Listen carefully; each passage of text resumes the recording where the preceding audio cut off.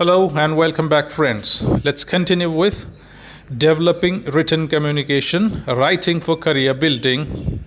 The point that we are going to study today is job application.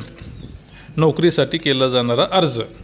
A job application is a crucial document that introduces an applicant to a potential employer. कशाला म्हणायचं?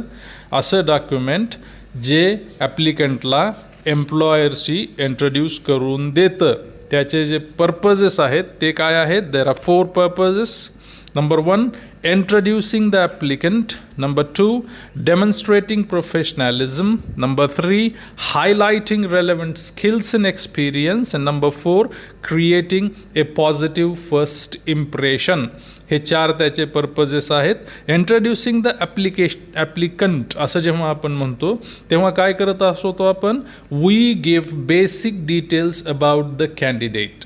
जो अर्ज करतो आहे नोकरीसाठी त्याचे basic details such as name, qualifications and contact information. जेव्हा आपण डेमॉन्स्ट्रेटिंग प्रोफेशनॅलिझम म्हणतो तेव्हा आपण काय करत असतो? We showcase the communication skills, attention to details, and we also show our ability to follow formal writing conversations.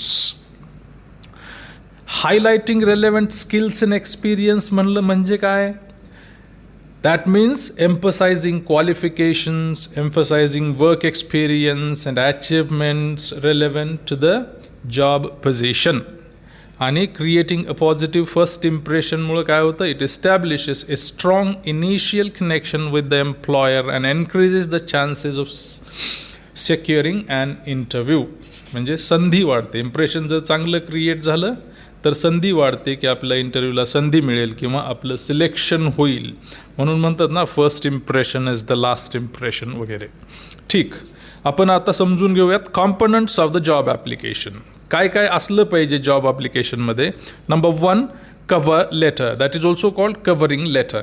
ॲप्लिकेशनच्या वर एक लेटर असतं ज्याला आपण जनरली कव्हरिंग लेटर किंवा कव्हर लेटर असं म्हणतो. The cover letter is a personalised document that accompanies the resume. काय असतं?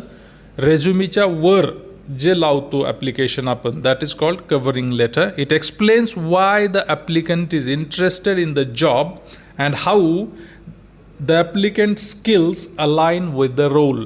2 गोष्टी काय की नोकरी का पाहिजे आणि त्याचे स्किल्स ह्या रोलला कसे सुटेबल आहेत, ह्या गोष्टी त्याच्यामध्ये असतात. कव्हर लेटरमध्ये काय काय गोष्टी असतील? नंबर 1 असेल हेडर. हेडरमध्ये काय असेल? Header includes applicant's name, contact details, date and employer's details. काय काय असतील? Applicant's name, contact details, date and employer's detail. त्याच्यानंतर काय होईल? सॅल्युटेशन. सॅल्युटेशन म्हणजे a formal greeting addressing the employee. जो कुणी एम्प्लॉई असेल, नोकरी देणारा असेल, त्याला ॲड्रेस करून ते लेटर लिहिलं जातं म्हणून त्याला आपण सॅल्युटेशन म्हणतो. For example, dear manager, dear sir, dear CEO, जे काही असेल ते. त्याच्यानंतर असतं सब्जेक्ट. म्हणजे आपण क्लिअरली मेन्शन करतो की Y is this application being given, म्हणून सब्जेक्ट लाईनमध्ये आपण ते लिहितो. त्याच्यानंतर मग असतं बॉडी. बॉडीमध्ये काय असतं? Body states the position applied for and briefly introduces the applicant. Main कंटेंटमध्ये काय हायलाईट्स असतील? The main content includes highlights relevant qualifications, experiences, and why the applicant is good or fit for the said job. काय काय असेल? Relevant qualifications असतील जे highlighted असतील, experience असेल आणि ॲप्लिकंट जॉबसाठी फिट का आहे हे लिहिलेलं असेल. आणि फायनली बॉडीमध्ये काय असेल? कन्क्लुजन असेल. त्याच्यामध्ये काय होतं? Conclusion expresses enthusiasm for the opportunity and a call to action. ह्या 2 गोष्टी त्याच्यात असतात. कॉल टू ॲक्शन म्हणजे request for an interview, that's it. त्याच्यानंतर असतं closing, a polite sign off such as sincerely yours, best regards. So these are the closing things. And finally you have signature. The applicant's handwritten or typed name or signature is required at the end of it. पहिला component होता cover letter, हा कशाचा? Job ॲप्लिकेशनचा. आता दुसरा जो आहे तो रेझ्युमी, त्यालाच आपण काही जागी बायोडेटा असं पण म्हणतो. रेझ्युमी आपण याच्या आधीच्याच व्हिडिओमध्ये पाहिलेला आहे. तरीही आता व्हिडिओच्या अनुषंगानं काही थोडक्यात मी रेझ्युमी सांगतो. रेझ्युमी और बायोडेटा काय असतं? रेझ्युमी और biodata is a structured document that provides a summary of an applicant's qualification, work experiences, skills and achievements.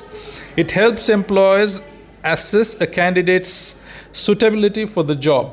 त्याचे की सेक्शन्स काय असतील? Full name, phone number, email address, LinkedIn profile, address कसा optional आहे, द्यायचा असेल तर द्या, बऱ्याच वेळा दिलेलं बरं. त्याच्यानंतर काय असतं? रेझ्युमी समरी असते, brief statement highlighting career goals and relevant experience. त्याच्यानंतर काय असतं? The resume summary is for experienced professionals while the objective is more suitable for freshers. त्याच्यानंतर काय दिलेलं असतं? Work experience. त्याच्यानंतर असतात स्किल्स म्हणजे की technical and soft skills relevant to the job. आणि it may be categorised as technical skills and soft skills. You can make 2 categories of it.